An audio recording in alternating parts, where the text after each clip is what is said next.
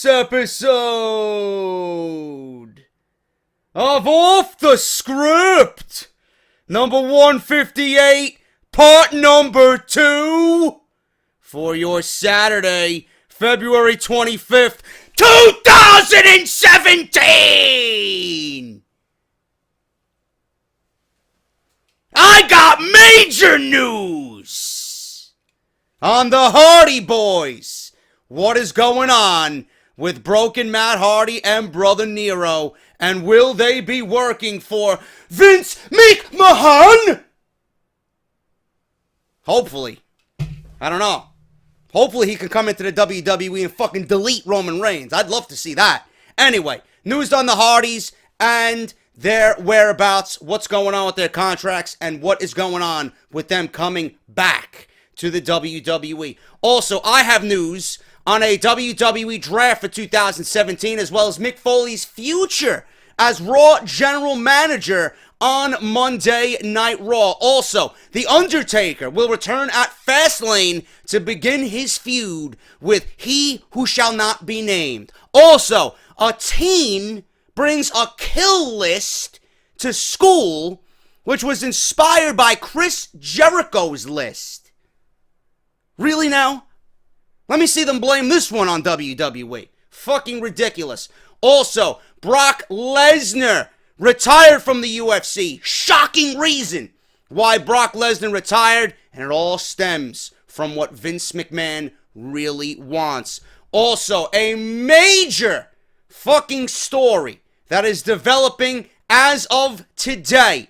Shinsuke Nakamura possibly debuting on Smackdown to begin a feud with AJ Styles, which will culminate in AJ Styles versus Shinsuke Nakamura at WrestleMania 33.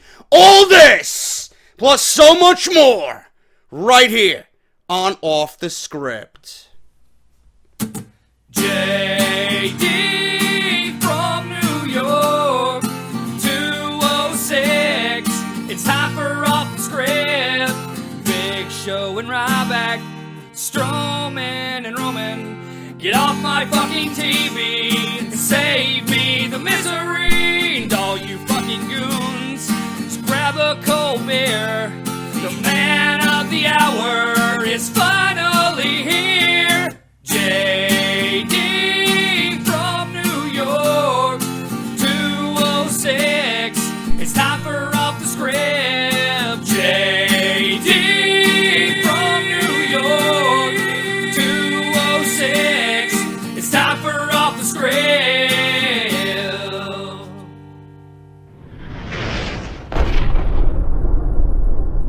What is going on, guys? JD from New York here. Thank you so much for tuning back into the channel right here on the number one fucking podcast in your subscription boxes right here on YouTube.com. This is Off the Script, episode 158, part number 2 for your Saturday, February 25th, 2017. I want to thank everybody that showed my video yesterday, part 1 of Off the Script.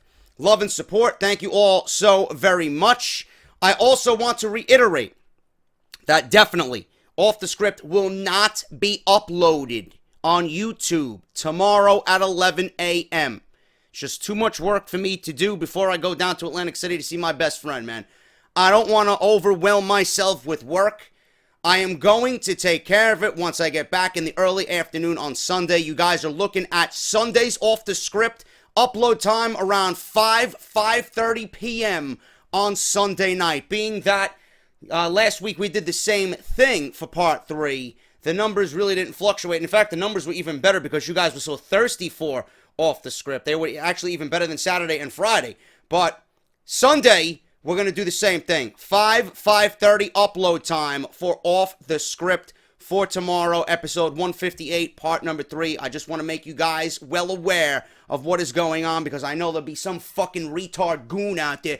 Oh, where's Off the Script, man? You're not consistent with your uploads, man. I'm gonna unsubscribe, man. Yeah, but you're gonna watch it anyway when I upload it at 5:30, so Why are you wasting your breath? You know, what are you doing? You're making no sense to me right now. So whatever. Off the Script will be uploaded tomorrow, 5:30. Please be well aware. I will mention it one more time on Sunday morning at 11. So you guys do not forget. It will be uploaded 5:30. I want to thank everybody that showed love and support to my buddy, Mr. Matthew Ryan Shapiro, and his Capital Wrestling. Will be debuting another clip on tomorrow's episode. If you missed what is going on, Capital Wrestling is holding their inaugural event March 25th in Jersey City, New Jersey. It will be a digital TV taping. Rude Boy James Riley is the first wrestler announced for their active roster. Their inaugural event is going to be fucking awesome. If you guys are in and around the Jersey City area in New Jersey, I urge you to promote and support local indie wrestling. Everything you guys need for Capital Wrestling is linked down below in the description of this video. I want to thank everybody that showed support and respect to Capital Wrestling and Matthew Ryan Shapiro yesterday on part 1 of Off the Script. Also, I do have another unboxing coming, hopefully on Sunday. I haven't gotten in the mail yet because it's Friday and I'm recording, and I spoke to them and they said it should be on the way today. But That Wrestling Club has got another unboxing, man. Their February crate coming soon, and I got coupon codes for you guys if you guys want to go check them out. If you're tired of Loot Crate and Wrestle Crate, That Wrestling Club is the next big thing in subscription services, so we'll be doing an unboxing on Sunday as well for that. We did an unboxing on part 1 for Pro Wrestling Crate. All you guys got to do is go to ProWrestlingCrate.com. They are affiliated with Pro Wrestling Tees, so you guys know it is absolutely beast, and it's my favorite crate every single month. ProWrestlingCrate.com, and Pro Wrestling Tees is giving you guys a sweet deal, man, for everybody that listens to Off the Script. If you guys want to subscribe to Pro Wrestling Crate, all you got to do is go to the website, sign up for whatever subscription box that you want, enter the coupon code Off the Script, and you're going to save 20% off. That is absolutely fucking monstrous. Forget Braun Strowman being the monster of Mung, man. That's the monster of Mung fucking discounts right there. Go do it. It's absolutely worth your fucking money. The t-shirt I'm wearing, we unboxed yesterday. Macho Man Randy Savage. It came in the crate. You guys can't beat that, man. If you guys want some sweet fucking gear to go down to Wrestlemania with, you got Barbershop Window and Off the Script, and then you got Pro Wrestling Crate right there, man. Go do it and do it now. I urge you to do that. Great fucking deal. I also want to support Audible. Audible is sponsoring the podcast today, and everybody listening to Off the Script is going to get 30 days free. Free.com to try the service out. 30 days free. That includes one free audio book. And no matter what you do with your 30 days, if you guys want to cancel before the 30 days is up, or if you guys want to stay on, you get to keep your audio book. It is compatible with iPhone and Android. You can take it on the go, whether you're fucking taking a shit, whether you're fucking your girlfriend, whether you're on the bus to school, whether you're in the office and you got to hear your fucking old hen of a boss, the blue-haired cunt, fucking yell at you. Fuck that. You got Audible and you got a fucking wrestling book that you're listening to, man. And most of you guys cashed in on Daniel Bryan. Most of you guys cashed in on Daniel Bryan, man. That's been the most popular one you guys have tweeted me so far. Daniel Bryan's autobiography. You got Mick Foley, Chris Jericho, JTG, Bob Holly, The Death of WCW, Shawn Michaels. You guys can even cash in on a fucking pre-order for AJ Lee's new book, Crazy is My Superpower, coming out in April. So make sure you guys take advantage of that. Over 180,000 different books to choose from if you don't want the wrestling-related content. audibletrial.com/offthescript. Do it and take advantage of that, man. We got some sweet deals right here on Off the Script. Also, my shop, barbershopwindow.com, for Off the Script merchandise. Get yourself ready for WrestleMania. Order now if you guys want to get it by WrestleMania, because they do take a while to manufacture. So make sure you guys do that right now, preferably this week. Barbershop Window, Off the Script. I'm going to have a new link for you guys, which is easy to access and easy to go to, because the one they provided me when I first set up the shop was just way too long, man. Too many fucking characters. We want to simplify that. We want to fucking simplify that. Probably going to be barbershopwindow.com/offthescript or something like that. I'm working on that. But go to Barbershop Window, type in Off the Script on the search bar or in the search bar, and it'll take you right to my online shop. 8 different designs to choose from to get you guys ready for WrestleMania. $19.99 each, and they ship worldwide, man. But do it, because if you guys want it for WrestleMania, they are going to take a couple of weeks to get manufactured. And WrestleMania is only 4.5 weeks, 5 weeks away. So do that now. Also, I want to make sure you guys are aware, Patreon, you guys are fucking beasts, man. We got over 16 new patrons for the month of February. And you guys are unbelievable, man, in supporting this channel and what I am, and what I'm doing here and where I want to go with this. You guys are unbelievable. Last night, all patrons got Off the Script Part 1 13 hours early, man. If you guys want to be a part of the club and watch Off the Script early before everybody else, you guys can sign up to Patreon. Patreon.com/JD from NY 206. As little as $1 a month will get you Off the Script early. If you guys want to pledge more, if you guys can afford it, always, always appreciated. So thank you guys so much, and thank you to everybody that has pledged to the Patreon. Patreon.com/JD from NY 206. We did subscriber stories yesterday. Thank you to showing respect to everybody, especially Alyssa, who shared her story yesterday on Off the Script. Unbelievable story there by Alyssa. And if you guys want to follow me on Twitter, at JD from NY 206, and subscribe to the YouTube channel if you have not done so. JD from NY 206, man. Enough of me fucking blabbing. Let's talk some wrestling, man, because I got a lot of fucking news to go over today on part number 2. We're going to start off with this Hardy Boy situation, man. Broken Matt Hardy and WWE. What is going on with Broken Matt Hardy, Brother Nero, and World Wrestling Entertainment? Matt and Jeff have had incredible careers in the WWE as a tag team and as singles competitors.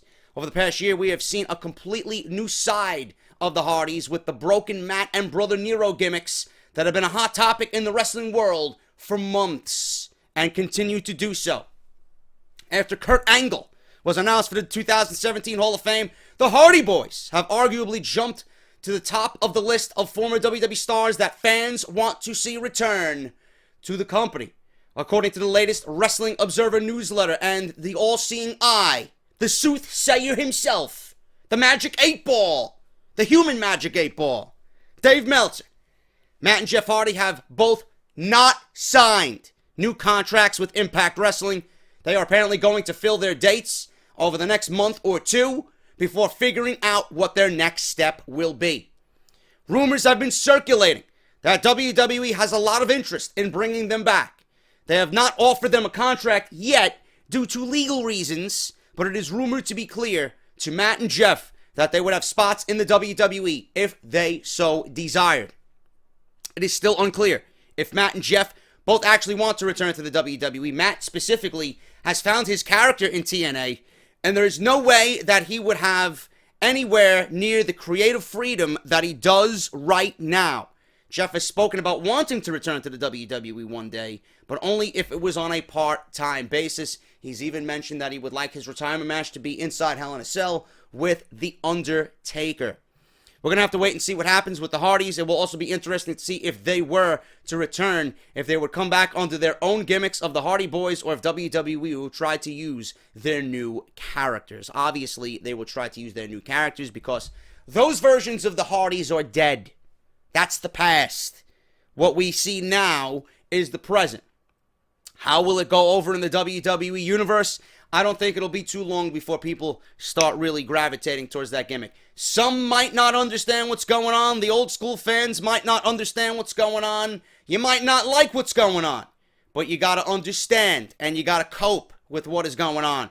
This is what Matt Hardy is doing. Matt Hardy has never been as popular as he has been today. There's no reason to go back to Jobber Matt Hardy version 2.0. That fucking Hardy is dead, okay? Jeff Hardy, listen, Brother Nero, Jeff Hardy, he could do whatever the fuck he wants. More likely Jeff to return back to his normal ways in WWE more so than Matt. Matt is staying broken in WWE, whether it's with Rebecca, Samuel Benjamin, King Maxwell, or not, okay? Matt is going to remain broken in WWE, and they will use that to their advantage and make every fucking penny they can off of Matt, and it's going to make him more money. Jeff Hardy more likely will return back to being the Enigma Jeff Hardy, and he will go on one last run with the WWE. I was hearing from a few people that Jeff Hardy is not allowed to leave the country. He's not allowed to leave the United States and go overseas for whatever reason. I am not sure why, but I don't think that would be a hindrance on them coming back to the WWE. And listen, They are they're still at their peak right now. I mean, they've reached their high point in WWE, even when they went to TNA. They're on the decline, but they have not been, this relevant in fucking years. And they recreated themselves, which is something that is very difficult to do in the world of professional wrestling. Remain relevant, recreate yourself, and still have people talking about you in a career that spans over 20 years, man. That is fucking dedication. That is love for the business. That is love for what you do. And we've spoken about this on the show already. They are fucking brilliant. Both of them are. And this has the makings of being something very, very special in the WWE. And you know what? Matt Singles, Jeff Singles, both of them as the Broken Hardys as a tag team. You know, I think they're worth more to the WWE if you bring them in the way they are now currently. Jeff can always be Jeff as Brother Nero. Matt Hardy can always be Broken Matt Hardy. Together, they are even stronger. Together, they would probably add more to the WWE right now in a weakened tag team division. Matt could always do the singles thing whenever he wants. That's the leisure of being such a versatile tag team like the Hardys. Both of them can do the singles thing, and Matt can still do the tag team with Brother Nero. I think that's where their worth is going to be most to the WWE, because that tag team division on either brand you place them on would automatically become, it wouldn't be great overnight, but it would be a huge fucking repair to the tag team division on both Raw or SmackDown. I could see either of these guys feuding with the New Day. I could see these guys feuding with the Alpha of America. I could see these guys feuding with the Usos. I could see these guys feuding with anybody, really. But Jeff and Matt coming back to the WWE, I think it's a win-win situation for both parties, to be perfectly honest with you. And I want to be frank with you guys, this Expedition of Gold that they're doing, I honestly think in my heart of hearts, Matt comes up with a lot of creative shit for himself, and he's been brilliant at just coming up with his own shit and just being able to be free with whatever he wants to do, and it's great. But you gotta understand, TNA, even though they have new ownership, they're not going anywhere, man. They're not going up. They don't see no ratings increase. They're not moving the needle. It's like, Dixie's out of power. They brought back Jeff Jarrett. You got Dutch Mantell in there now. You got, a bunch of different guys coming in there from the yesteryear and trying to repair the company and bring it back to some sort of relevance. But they're not moving the needle. They're not creating new stars. They're reaching out to Magnus to come back. There's really no interest in TNA right now outside of the core, hardcore fan base that is TNA Impact. They're not moving the needle. They're not making any movements to better their product. They actually want to cut payroll. Drew McIntyre, Drew Galloway is a free agent. They haven't mentioned anything about bringing him back. I mean, if the new owners and TNA were really serious about keeping this product great and wanting to make it great and relevant and move the needle and bring in fucking top tier talent, keep the talent that you got, they would have offered Galloway a fucking contract 2 months ago. They would have secured the Hardys 2 months ago. Why are we now talking about the Hardys? And more than likely, as you guys are listening to this, both of their contracts could be up with TNA. I don't even know what's going on with Drew Galloway right now, but WWE is going to be all over that. WWE is going to be all over Drew Galloway. He would fit like a fucking glove on SmackDown Live. Matt Hardy and Brother Nero, Jeff Hardy, would fit anywhere on Raw or SmackDown and fit like a fucking glove. You want ratings increase on Monday Night Raw? Matt and Jeff will be that ratings increase. They will move the needle on Monday Night Raw. They will move the needle on SmackDown. They've done everything they could for Impact Wrestling. There's no more that they can do. Look at what they're doing. They're continuing to be creative and better themselves each and every fucking month that they are there. They are not moving the needle with Impact Wrestling at all. And Anthem Sports. Anthem Sports really isn't taking this seriously at all. And they need to make moves now. Sign these guys. If you want to cut payroll, clearly that's what they want to do. They're letting these guys walk. I would have had these guys secured months ago. Don't understand that decision. But as far as this Expedition of Gold, I honestly think this is something that they concocted and created that will take them, and just by what's going on right now, they're winning tag team championships all across the fucking globe in every promotion that they go into. You know, they were in fucking Tijuana, Mexico. They won the tag team titles in some promotion down there, and then they fucking teleported out of Tijuana. And now they're going on to, I don't know who they're fighting next, but this is eventually going to lead to the Young Bucks and Supercard of Honor WrestleMania weekend. So what do you think is going to happen there? They're going to win all these championships in every fucking promotion that they're going in. There's only going to be one left for them to topple, and that is WWE.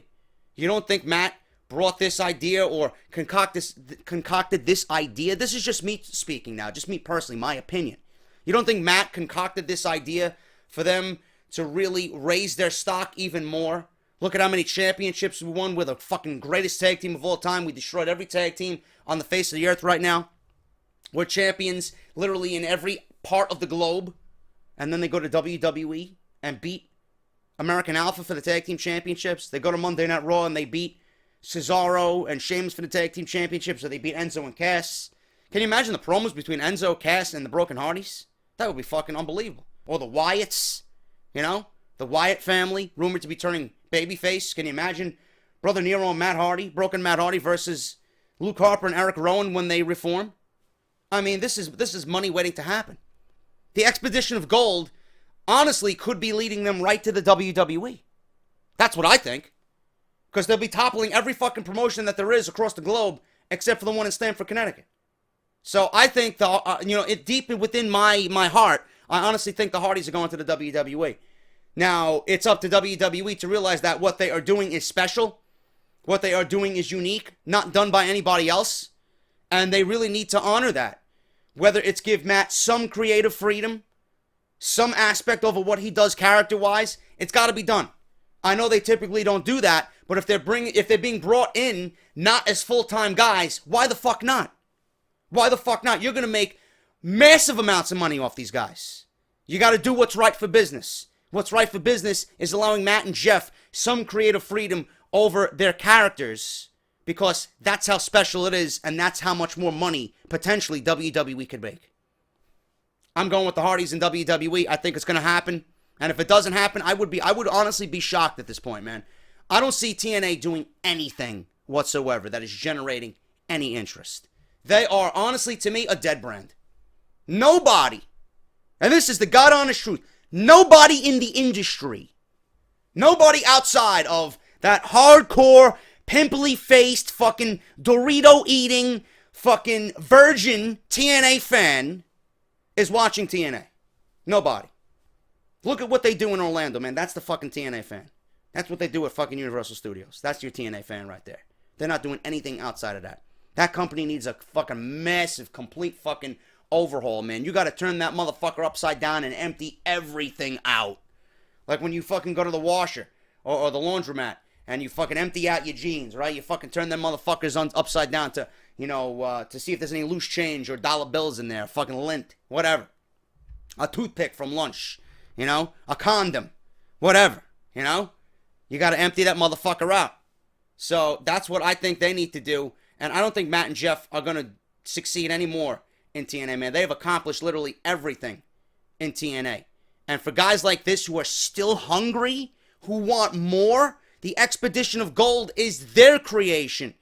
They are creating this to make themselves more. They can't do anything more in TNA. They're going to go to WWE and they're going to be crowned the greatest tag team of all time. That's what I honestly think is going to happen. Let me know what you guys think about that. Matt and Jeff, hopefully on their way to WWE. Mick Foley and his future as Raw General Manager. This one's interesting. You guys know how I feel about this. You guys know the storyline that I proposed to you. That would get Mick Foley fired by the Authority and Stephanie McMahon. But what do we got here? Mick Foley and his future as Raw General Manager.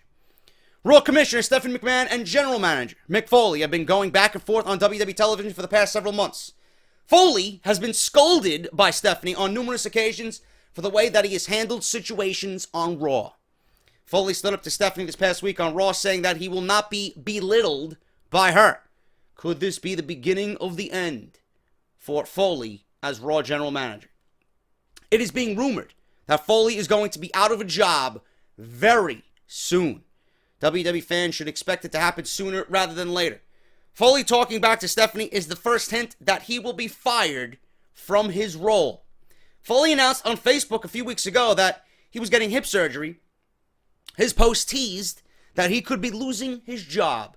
And I quote, this is from Foley's Facebook, "I'll be getting my right hip replaced whenever I have a break in my schedule.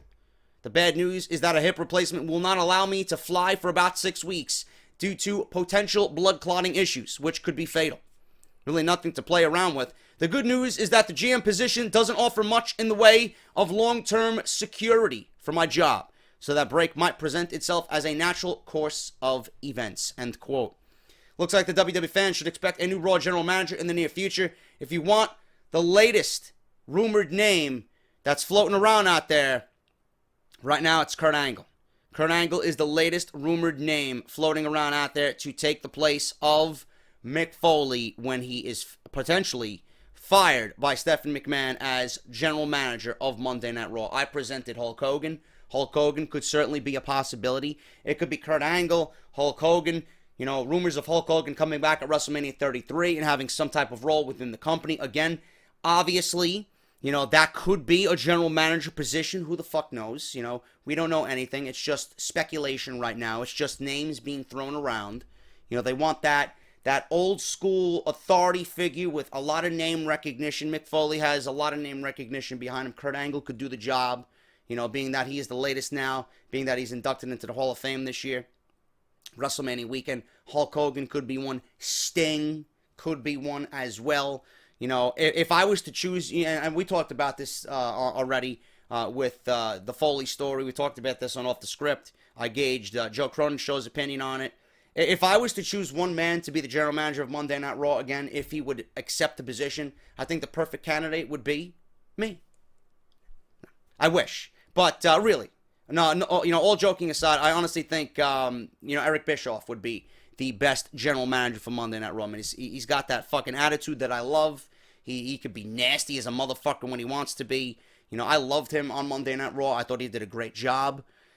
We'll see what happens. It's going to be a very interesting situation, and I do believe everything is going to come to a head at Monday Night Raw the night after WrestleMania. So we're going to see what happens, and we should be seeing developing stories as we go forward on Monday Night Raw, with Mick Foley becoming more and more frustrated with Stephanie McMahon, answering back, disobeying her, disrespecting her, all eventually lead to his firing. But the way I laid it out, man, I love it. I love the way I laid it out. The new Evolution takes over Monday Night Raw. Mick Foley makes a trade. He makes a trade, you know, right before the draft, and he locks it in so those guys cannot be drafted. Okay? You could do that as well. Just make a storyline like that. He got the okay from the higher-ups. Make the trade where these guys cannot be drafted in the next draft. They are to stay on their brands. They are exempt from the draft. Trades Sami Zayn for Dean Ambrose. Gets Dean Ambrose on Monday Night Raw. You got Seth Rollins and Roman Reigns and The Shield all together again to take down the new evolution of Samoa Joe, Finn Balor, who's going to turn heel, and Kevin Owens. That's my idea, and you guys know about that. You love the idea. You reached out to me. You fucking praised the idea.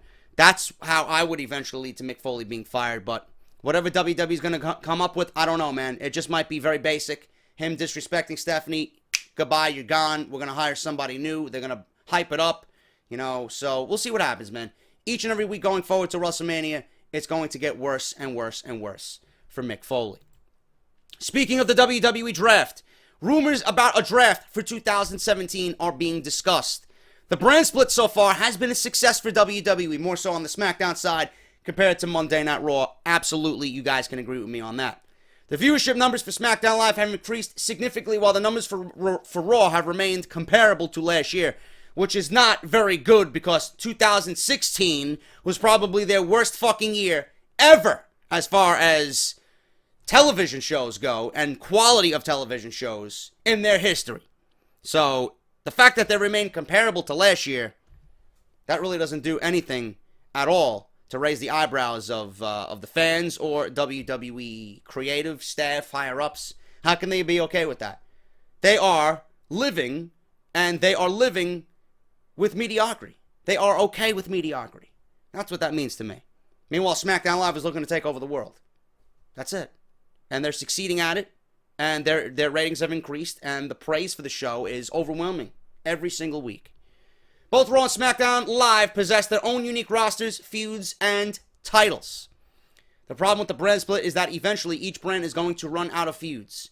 There is eventually going to be pieces changing from one brand to the other. WWE has been teasing some roster changes over the past few weeks. During the fourth quarter earnings call just a couple of weeks ago, Vince McMahon said WWE stars changing brands would be a way to keep things fresh. He specifically mentioned Roman Reigns on SmackDown being considered a big deal. And I honestly, though I don't like the creative direction at all, in fact, I fucking hate it with a fucking passion with Roman Reigns, but I honestly think Roman Reigns on SmackDown would be booked better than he is on Raw. You know, Vince McMahon obviously will have a hand in that because it's fucking Roman Reigns, but get him in the head of get him in the head and the hand of Ryan Ward and Road Dogg Jesse James. I think we're good to go on Roman Reigns, man. I think they would really resuscitate the dead character that is Roman Reigns. That's just me, because they have done wonders on SmackDown. They're making new stars. They're booking quality television. I think if Roman Reigns is a part of that, I think some of that animosity towards Reigns would kind of dissipate. So I would actually be interested in a trade or a switch with Roman Reigns. The thing is, if Roman Reigns comes to SmackDown, then AJ Styles more than likely has got to come over to Monday Night Raw, which I am not particularly a fan of. But, you know, if AJ is going to be the head of Monday Night Raw and going to be propelled as the number one guy on Monday Night Raw without Roman Reigns being on the same show, I think I'm for that, man. I really am. I would not look down upon that whatsoever. So it is a big deal. And Vince McMahon is right in that it would be a big deal. It would also be a big deal creatively, and it might freshen up Roman Reigns. It might get him a little bit more hungry, being that he's on the show right now with the most momentum, going to SmackDown. We also saw WWE's 5 potential trades that they want to see between Raw and SmackDown. There are rumors circulating that a 2017 draft is going to happen. It is rumored to take place sometime in June. This will allow WWE to shuffle the deck completely and create many new matches and feuds between the brands. The draft also provides an easy way for WWE to call up NXT talent to the main roster. Last year, we saw 6 NXT talents get drafted: Finn Balor, Alexa Bliss, Carmella, Nia Jax, American Alpha, and Mojo Rawley. All 6 have made solid impacts on their respective brands so far. Expect to see a 2017 draft after WrestleMania 33 if these rumors do indeed turn out to be true. Now, if that's the case, you know, during WrestleMania weekend, going into that Monday Night Raw, we always see an influx of new talent, maybe a new face here or there, or a new tag team here and there. I would not debut too many NXT talent on Monday Night Raw after WrestleMania. I would worry about creating new storylines to get ready for the new calendar year of WWE, because to them, the new calendar year begins WrestleMania, and it goes through the year, and it ends at the next year's WrestleMania, and that Monday Night Raw is the big reset button for the WWE calendar year. I would not debut many new NXT talent like they did this year, or last year rather, on Monday Night Raw. Last year we seen Apollo Crews. You know, we don't want to see that. You know, he went nowhere. He got drafted to SmackDown eventually in the draft, but, you know, they brought up Balor, Alexa Bliss, Carmella, Nia Jax, American Alpha, and Mojo Rawley. That alone, with the loss of American Alpha and Finn Balor and Alexa Bliss, you really knocked out, you know, and they're still down for the count right now. You knocked out the main event scene for NXT, you knocked out the women's division for NXT, and you knocked out the tag team division of NXT. Right now, they're slowly trying to get back to their feet. You got Nakamura, you got Bobby Roode, you got Chris Hero right now in the main event scene. They're building up Peyton Royce and Billie Kay. You got Ember Moon, you got Nikki Cross, you got Asuka. It looks like the main event scene for NXT and the women's division of NXT are slowly being built up once again. Slowly. It's going to be, you know, it's going to be a turtles race. And they're going to be bringing in new talent as well.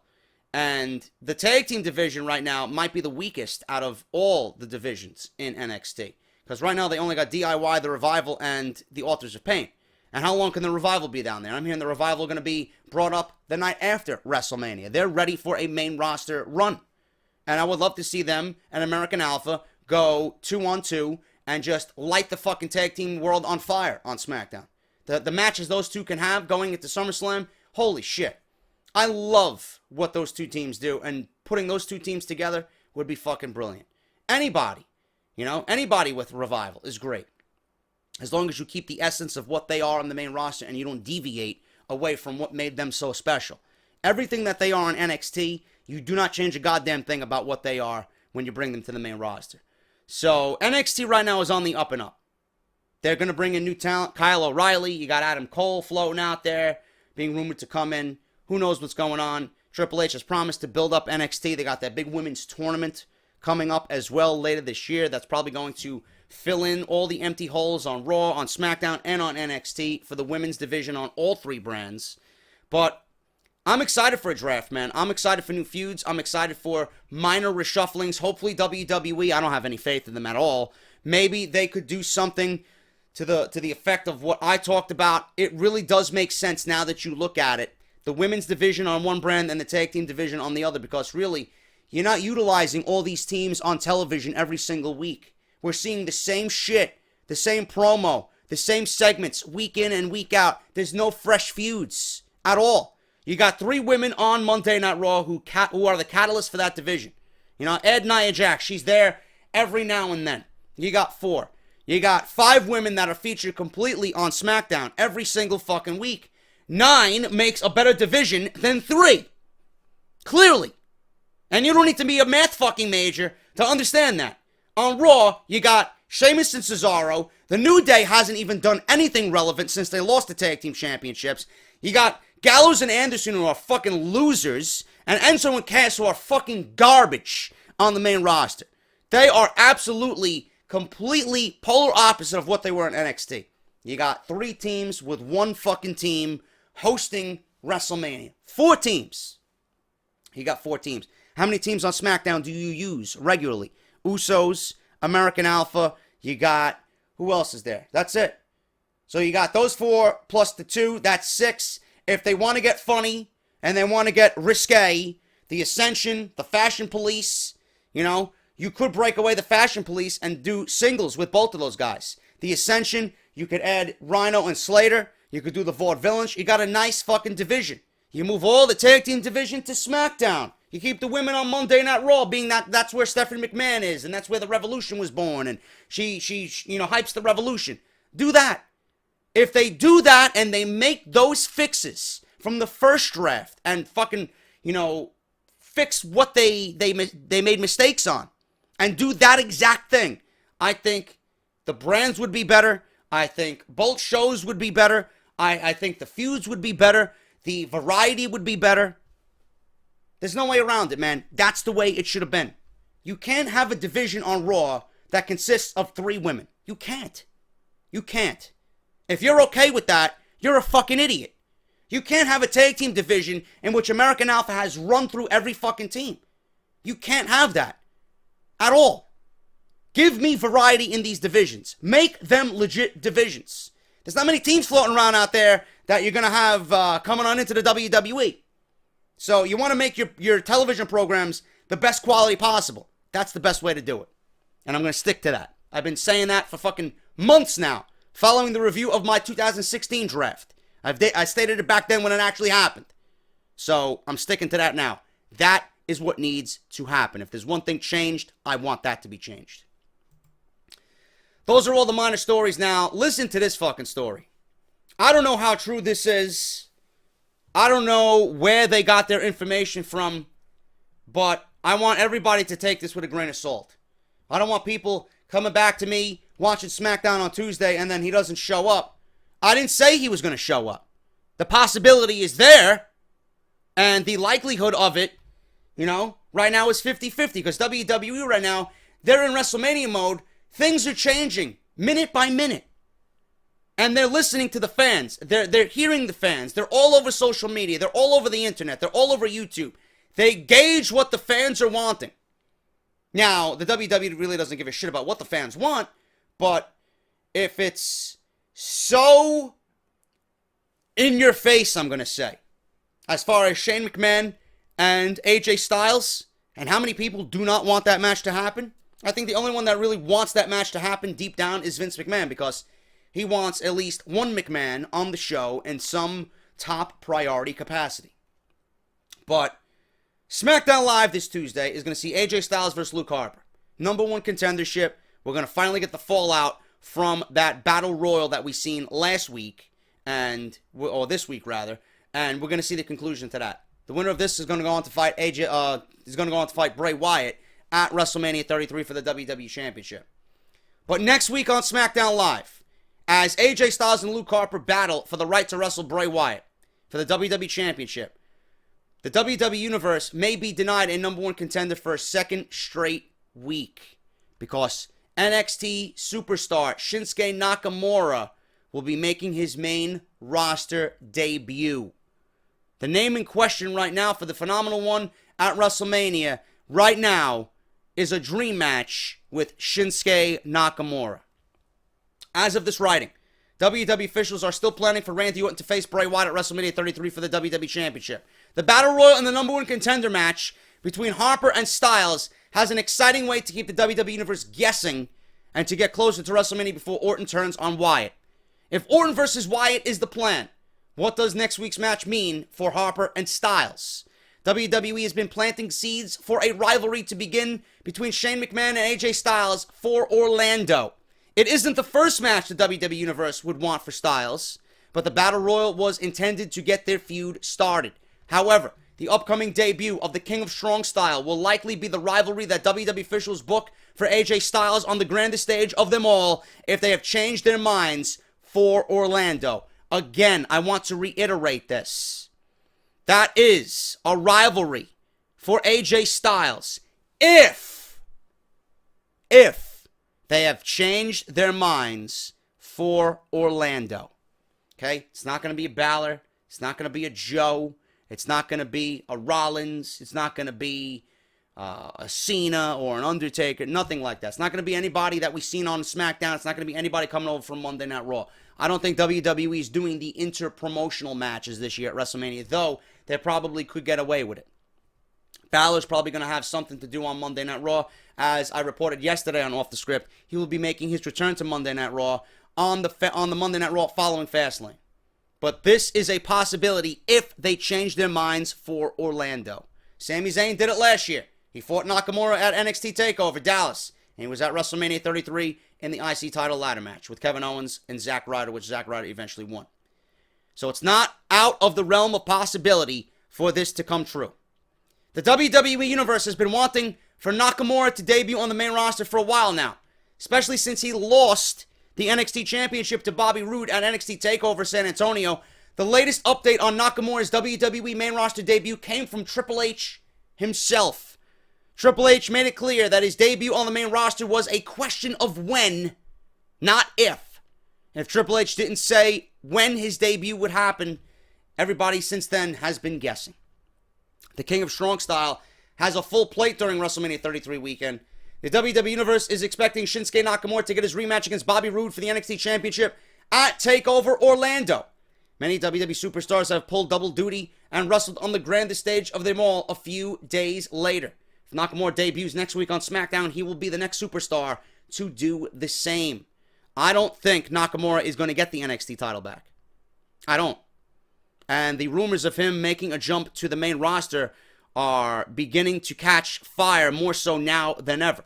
I predicted back before the Royal Rumble even happened, before San Antonio even happened, I thought Nakamura was going to beat Bobby Roode and that Bobby Roode was going to somehow get the WWE NXT Championship at TakeOver Orlando. I thought coming out of that feud with Joe that Nakamura wasn't going to lose the belt right away. Because I didn't think the WWE was going to hot potato the NXT title as well, just like they did everything else on the main roster. I honestly thought coming out of that feud with Joe, Nakamura was going to hold the title till at least WrestleMania, where he would lose it to Bobby Roode. And I thought Nakamura would stick around for a few more months and get called up after SummerSlam. That was my prediction. But now, with WrestleMania being a huge question mark in so many different areas, and for WWE to really make this event special after what has been right now rumored a subpar card, if you look at it on paper, it is most definitely a subpar card. At the top, you got Brock Lesnar and Goldberg, rumored for the Universal Championship. Kevin Owens versus Chris Jericho, which will be a blow-off of their feud after Owens turned on Jericho at the Festival of Friendship for the United States Championship. Roman Reigns versus The Undertaker. You're going to have Nia Jax, Bayley, Sasha, and Charlotte in a fatal 4-way for the Women's Championship. What does Braun Strowman do? Where's Braun Strowman going to fit? Where's Finn Balor going to fit at WrestleMania? You got Big Show versus Shaquille O'Neal, which is still being rumored. I'm also hearing that the match might not even happen. Seth Rollins versus Triple H is also rumored to be happening. They don't know what the fuck is going on for WrestleMania. We're four and a half weeks away from Orlando. I don't know. I don't know what WWE is doing. But I'll tell you this. If Nakamura is the answer to AJ Styles this Tuesday, if Shane McMahon is not going to wrestle at WrestleMania, and he's going to get involved either way with AJ Styles because AJ Styles has still not been promised or guaranteed a title shot, or they didn't live up to their promise to give AJ Styles his one-on-one title shot. Meanwhile, they got him running through all these circles. AJ is going to become frustrated. AJ is going to be like, what the fuck? And he's going to revolt against the authority. Shane McMahon doesn't have to wrestle at WrestleMania. He doesn't have to wrestle AJ Styles, though it does serve to be a interesting feud if it does happen. Because they could always play the card of AJ Styles and the McMahons and AJ Styles being overlooked by the McMahons, and why didn't they bring him in 10 to 12 years earlier? They always overlooked him. They always passed on the indie darling or the midget guy or the smaller guy. They could always play into that. How the McMahons always wanted the larger-than-life athletes instead of someone like AJ Styles, who is undoubtedly the best wrestler in the world. The promos for that would be fucking great. The interaction between Shane and AJ Styles, where AJ's expressing himself in that way, and Shane McMahon, defending the WWE and their decisions and his father's decisions, that would be fucking great. And Shane McMahon's a fucking daredevil. He's going to make you remember his match more so than anything on any fucking night, never mind WrestleMania. If what he did at WrestleMania last year was any indication, for a fact that he's going to do the same thing against AJ Styles this year if that match happens. But AJ doesn't need to wrestle Shane McMahon. Shane McMahon doesn't have to wrestle at WrestleMania. He could always have the same feud with AJ, but go out and say, you know what, AJ, you're always proclaiming that we overlooked you. You're the best in the world. You're this, you're that. You're owed all this shit. You talk a big game.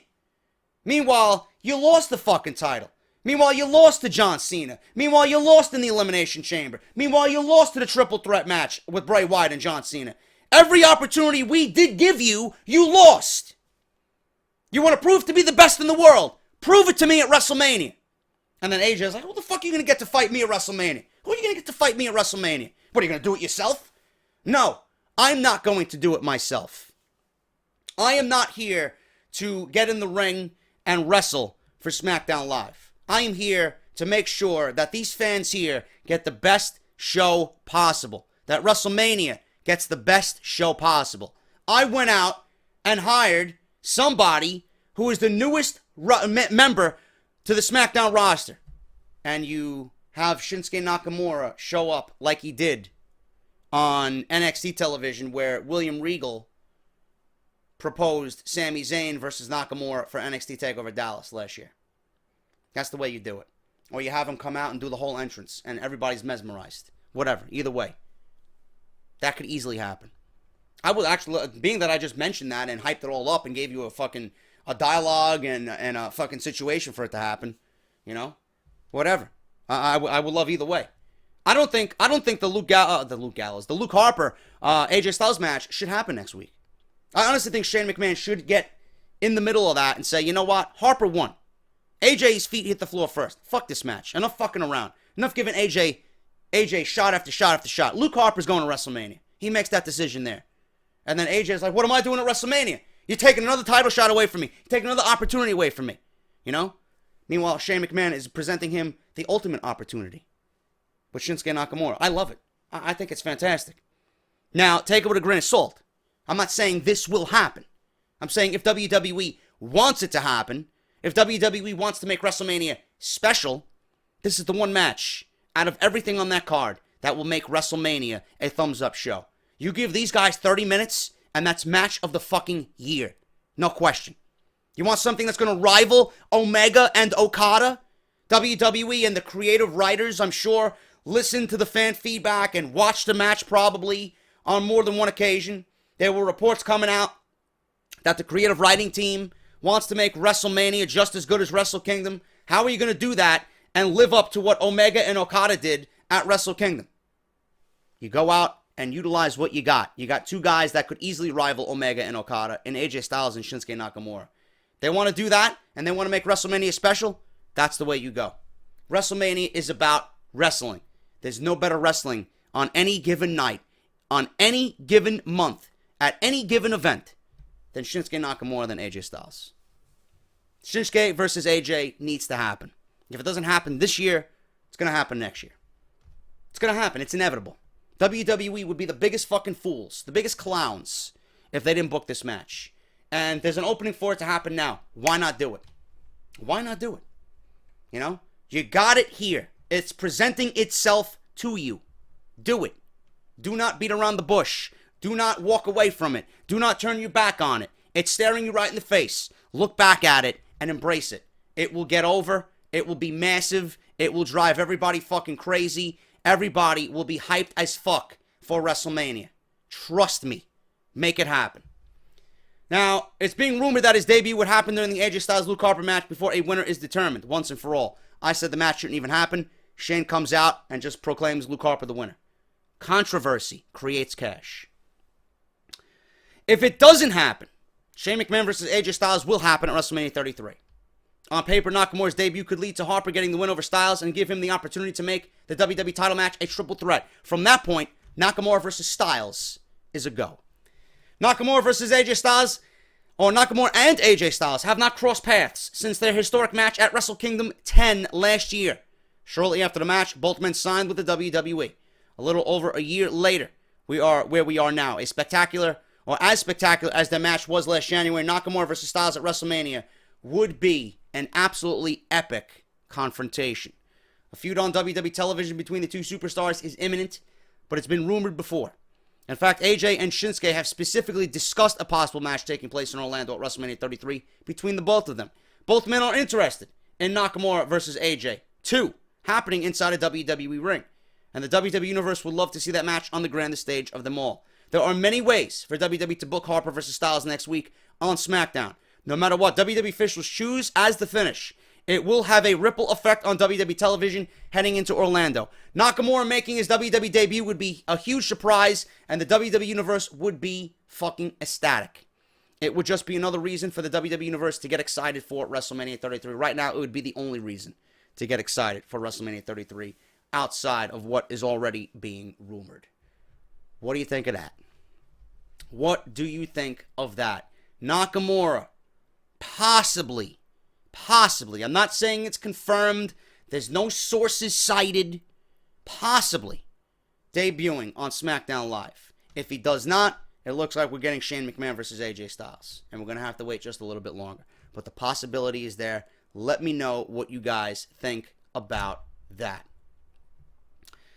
Now, we got this story here. A teen brings a kill list to school. A teen brings a kill list to school, which is inspired by Jericho's list of Jericho. Awful fucking story. Absolutely awful fucking story. A teenager at a middle school in Florida, Poinciana, Florida, never heard of it before, decided to bring something he saw on television to real life, but with a sinister twist. The Renaissance Charter School at Poinciana is stating that safety isn't an issue after the student brought a kill list to class and had the names of numerous students on it. The male student claims he got the idea from the kill list, or for the kill list, from watching Monday Night Raw and seeing The List, created by WWE superstar Chris Jericho. Last week, parents received a robocall from the school in Poinciana and immediately elevated their concerns for the safety of their children. The school is downplaying it a good bit and saying there was no real threat, but parents aren't so sure. I mean, if you're a fucking parent, are you going to put your kid back in that school? Of course not. Of course not. This is ridiculous. They're downplaying an issue. You never downplay an issue where, you know, a fucking active shooter or a potential fucking threat against a school is brought to light. You don't downplay that. You don't downplay that at all. If I was a parent, my kid would not be going back to school, period.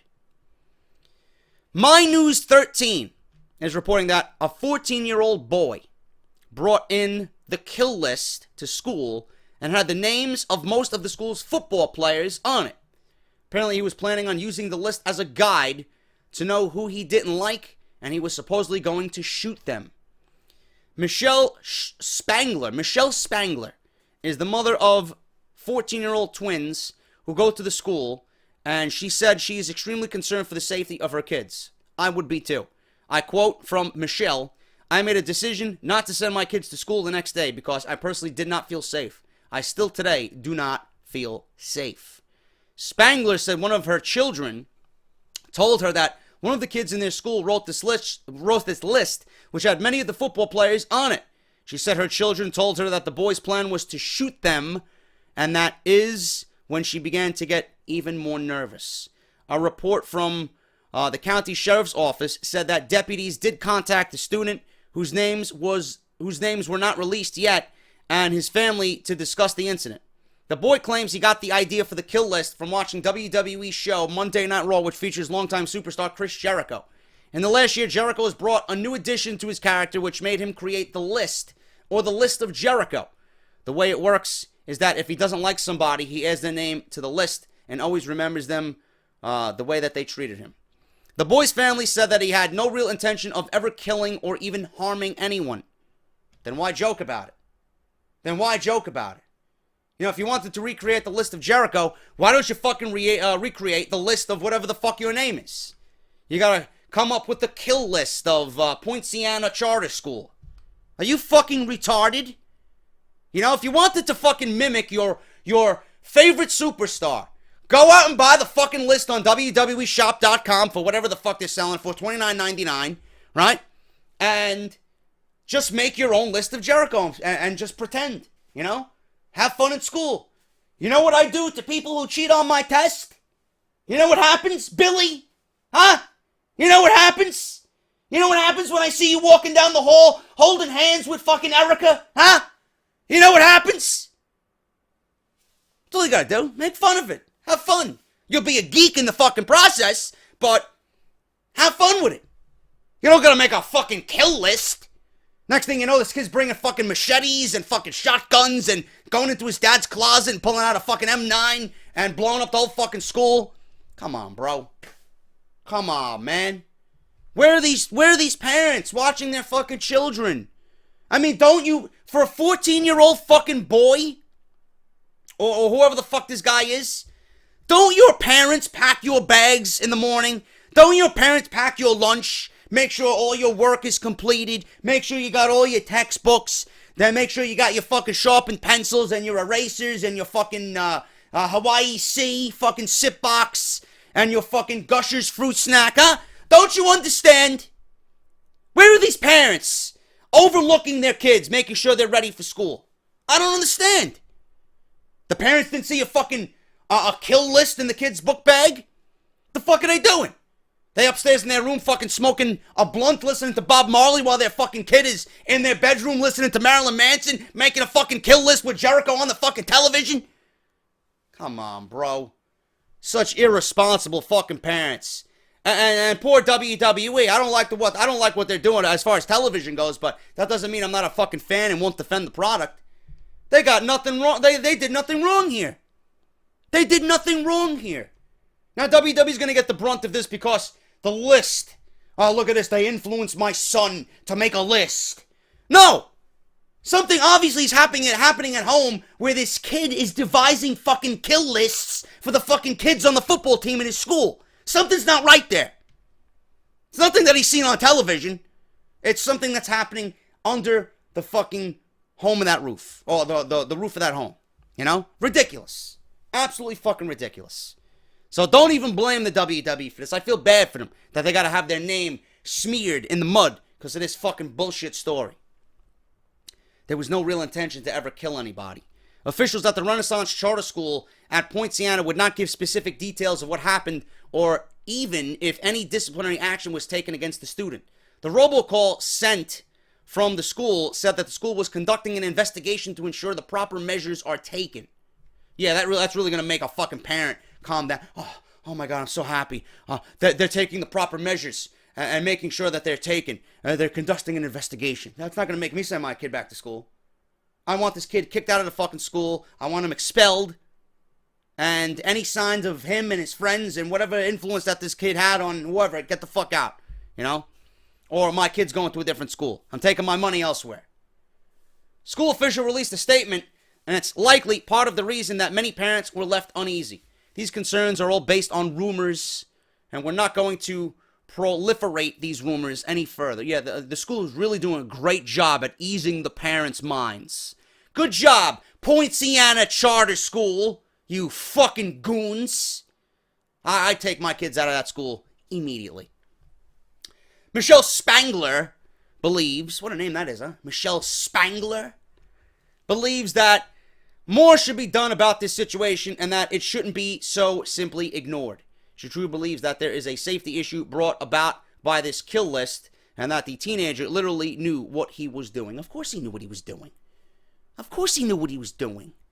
Are you fucking kidding me?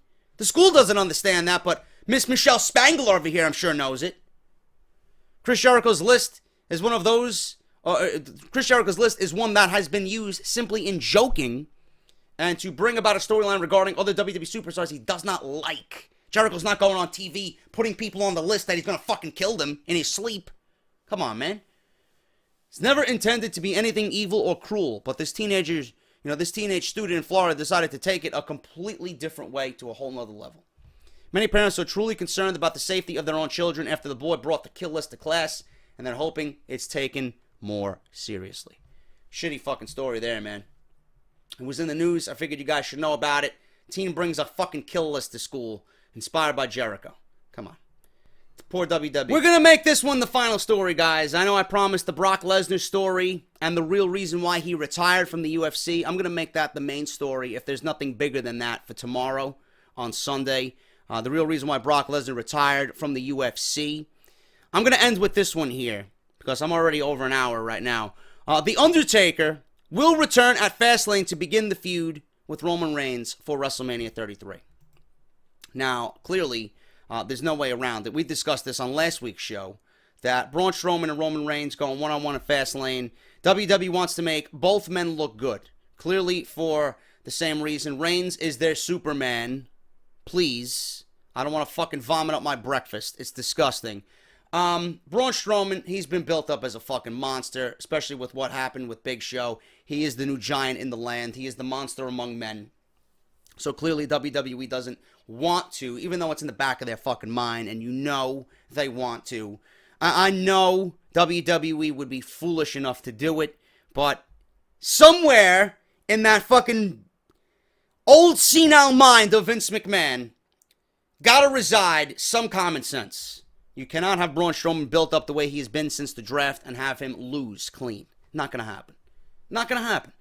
So the Undertaker returning at Fastlane is the only thing that makes sense here. Because you want both men to look good. You don't want either man to lose. So the Undertaker probably is going to cause a no contest or a disqualification of sorts. Where both men get their shit in during the match. Both men look dominant. Both men have, great segments over one another in that match. Undertaker comes in and gets his payback. Gets his payback for what happened at the Royal Rumble. It's not going to result in Roman Reigns losing. I don't think Roman Reigns is going to be pinned. I would be fucking massively surprised, but I think The Undertaker's going to have a presence where he's going to return the favor for what happened at the Royal Rumble, where Roman Reigns mocked him as he was eliminating him. But the WWE Universe is positive that a massive rivalry between Roman Reigns and The Undertaker is coming soon, but no one knew when the Undertaker would return to WWE television until now. At the Royal Rumble, The Undertaker was eliminated by Roman Reigns, and that seemed to be the catalyst for their rivalry. Since then, the WWE Universe has been waiting for The Undertaker's return. Heading into WWE Fastlane, Reigns will face Braun Strowman and seek retribution for costing him the WWE Universal title at the Royal Rumble. Strowman did indeed cost Reigns the title in that no disqualification match against Kevin Owens. It's been reported that WWE has specific plans for the finish of their match because both men need to look strong coming out of the match. The obvious booking is to have The Undertaker return during their match and interfere for or against Reigns. The Undertaker costing Reigns the match with Strowman could make their feud confusing because it would begin with The Undertaker doing something heelish. Listen, anything done to Roman Reigns is a babyface move, so they're in the clear there.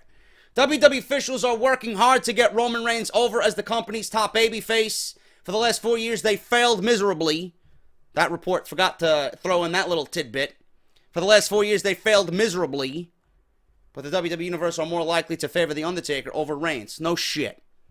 No shit. WWE doesn't think that, but the fans, wait till the fans get their teeth on this one.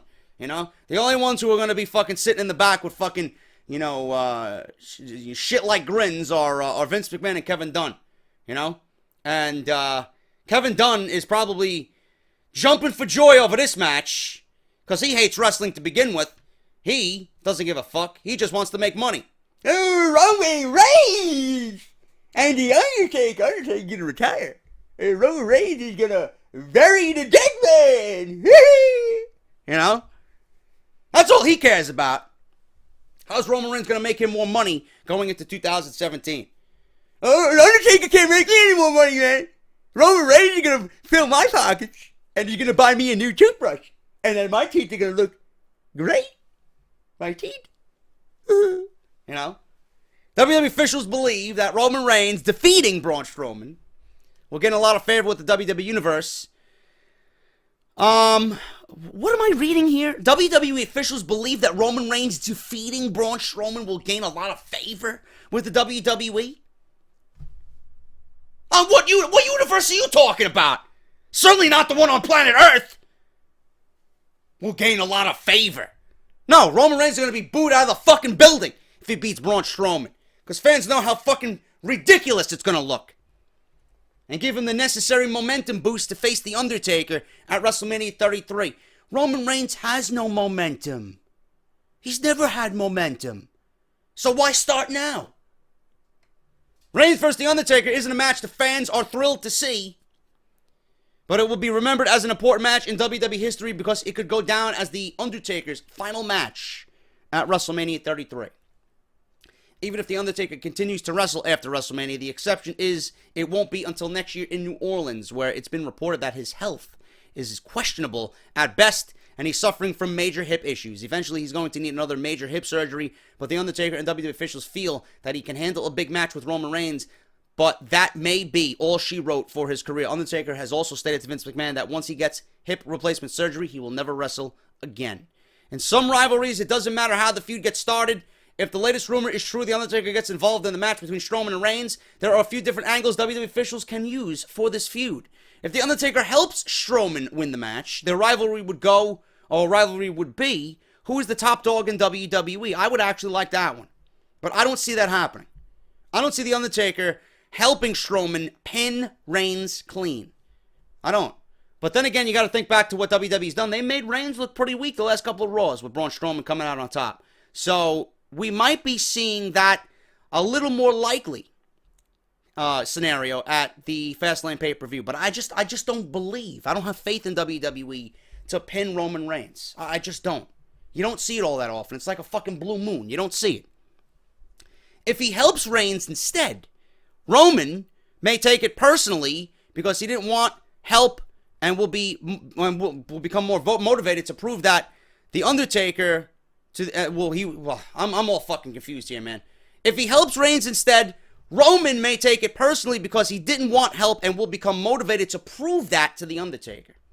There are other angles that WWE officials could use for Reigns vs. Undertaker, but they'll need a good reason to explain why the latter interfered in the match at Fastlane. As of this writing, we don't know how often Undertaker will be on Raw to begin the build with Roman Reigns, and the build-up for WrestleMania 33 will likely be on Roman's shoulders. More importantly, WWE needs to decide if Reigns or Undertaker will win in Orlando.